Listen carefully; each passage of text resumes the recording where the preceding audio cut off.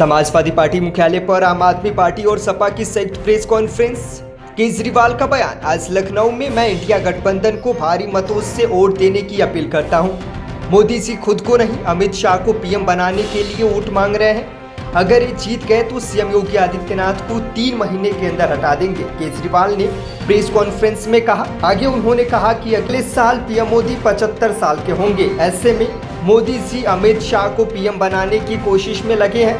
शिवराज सिंह वसुंधरा राजे समेत तमाम नेताओं को हटा दिया गया ताकि अमित शाह को आसानी से पीएम बना सके। अब इनके रास्ते में एक रोड़ा है, योगी आदित्यनाथ। अगर इस सरकार में आए तो सबसे पहले योगी आदित्यनाथ को हटाएंगे। जब मैंने कहा योगी आदित्यनाथ को हटा दिया जाएगा, इस पर बीजेपी के किसी भी नेता का कोई रिएक्शन नहीं आया। ऐसे में तय है कि योगी आदित्यनाथ को हटा दिया जाएगा, केजरीवाल ने संयुक्त रूप से हुई प्रेस कॉन्फ्रेंस में कहा। आगे उन्होंने कहा कि बीजेपी की सरकार नहीं बनेगी, इंडिया गठबंधन की सरकार बनेगी। आगे अखिलेश यादव ने अपने बयान में कहा कि जो देश में माहौल है, 4 चरणों में बीजेपी चारों खाने जीत हो चुकी है। यह लोग 400 का जो नारा दे रहे हैं, उसमें से बची हुई सीटें 143 ही ये लोग जीत रहे हैं। लेकिन इस बार जनता इन्हें 143 सीटें भी लाने नहीं देगी। रोटी कपड़ा मकान से पहले हमें संविधान बचाना है। बीजेपी के इस साजिश को आम लोग समझ गए हैं, अखिलेश यादव ने संयुक्त रूप से हुई प्रेस कॉन्फ्रेंस में कहा। खत्म कर दिया गया, एक एक करके सबको खत्म कर दिया गया।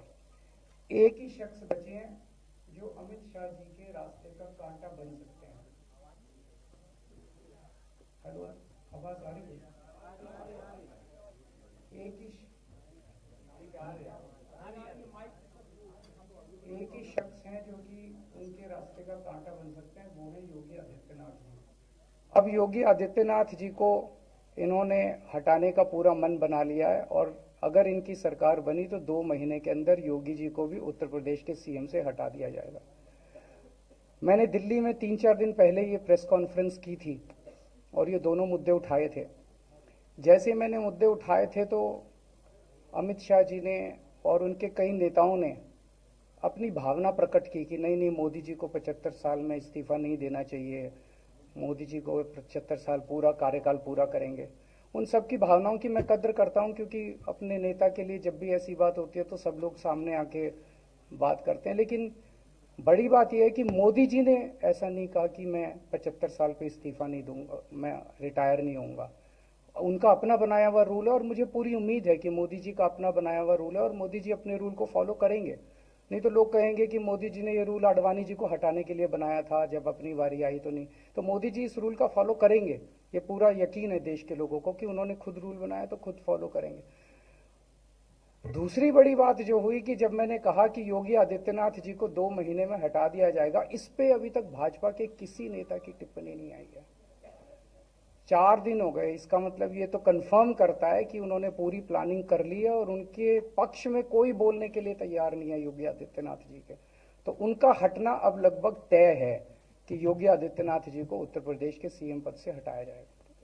दूसरी चीज, मैं उत्तर प्रदेश के सभी मतदाताओं को कहना चाहता हूं कि पिछले 4-5 महीने से इन्होंने शोर मचा रखा है, 400 पार 400 पार 400। क्यों कहते हैं? नहीं, मोदी जी कुछ बड़ा काम करना चाहते हैं। तो लोगों ने खोद खोद के पूछा, भाई क्या बड़ा काम करना चाहते हैं, कुछ बताओ तो सही। तो उन्होंने नहीं बताया।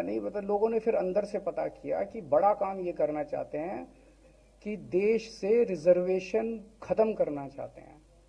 हम जानते हैं कि इनका जो पूरा इकोसिस्टम है, आरएसएस, बीजेपी, शुरू से ये लोग रिजर्वेशन के खिलाफ रहे हैं। इनकी पूरी की पूरी मानसिकता रिजर्वेशन के खिलाफ रही है। तो मैं सभी लोगों को ये आगाह करना चाहता हूं कि ये बड़ा काम इनको 400 पार इसीलिए चाहिए क्योंकि ये रिजर्वेशन खत्म करना चाहते हैं। संविधान को, बाबा साहब अंबेडकर ने जो संविधान बनाया था, उस संविधान को ये तार तार करना चाहते हैं। पूरे देश भर से अब जो ट्रेंड आ रहे हैं, वो ट्रेंड ये दिखाते हैं कि भारतीय जनता पार्टी को 250 से भी नीचे, मेरे हिसाब से 220 के आसपास, 3-4 दिन पहले भी मैंने कहा था, 220 से कम सीटें इनकी आती हुई नजर आ रही हैं। आप हिसाब लगा लीजिए। मैं हरियाणा होके आ रहा हूँ कल परसों, हरियाणा में इनकी बहुत कम हो रही हैं, दिल्ली में इनकी बहुत कम हो रही हैं, पंजाब में मुझे नहीं लगता इनकी कोई सीट आ रही है, कर्नाटक में इनकी काफ़ी कम हो रही हैं, महाराष्ट्र में इनकी बहुत कम हो रही हैं, बंगाल में इनकी कम हो रही हैं, यूपी में इनकी कम हो रही हैं, बिहार में इनकी कम हो रही हैं, झारखंड में इनकी कम हो रही हैं। राजस्थान, जो पूरे देश के अंदर एक नेगेटिविटी इन लोगों ने फैलाई है, उसको हम लोग ठीक करेंगे। मैं अंत में उत्तर प्रदेश के सभी लोगों को अपील करना चाहता हूं कि इंडिया गठबंधन के, यहाँ पे सपा और कांग्रेस का गठबंधन है, इंडिया गठबंधन का जो जहां से कैंडिडेट है उसको भारी मात्रा में वोट देकर आप सब लोग जिताइए। अब मैं निवेदन करूंगा समाजवादी पार्टी के राष्ट्रीय अध्यक्ष माननीय अखिलेश यादव जी से कि वो अपनी बात आदरणीय अब समझ में आया है 4 चरणों के बाद। वो बात तो ठीक है कि आरक्षण पर सबसे पहले हमला करेंगे, लेकिन 400 पार नारा इसीलिए दे रहे हैं कि 543 में 400 के बाद वो सीटें देख रहे हैं, तो वो केवल 143 बन रही है। तो वो स्वयं स्वीकार कर रहे हैं कि 143 से ज्यादा वो सीटें जीतने वाले नहीं हैं, क्योंकि 400 पार सीटें 143 ही बनती हैं और 140 करोड़ की जनता इस बार इन्हें 140 सीटों के लिए भी तरसा देगी। ये यूपी, दिल्ली और पंजाब ये 99 सीट के खेल में ही उलझ जाएंगे। अब लग ये रहा है हारने के बाद ये ब्रह्मांड का झूठ का विद्यालय खोलेंगे,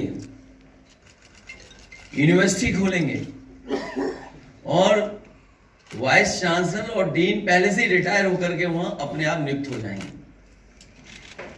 इसलिए देश को बचाने के लिए आदरणीय अरविंद केजरीवाल जी आए हैं, हम लोग का सहयोग और मदद करने के आए हैं। मैं इनका धन्यवाद देता हूं और आप पार्टी इंडिया गठबंधन, समाजवादी पार्टी, हम सब मिलकर के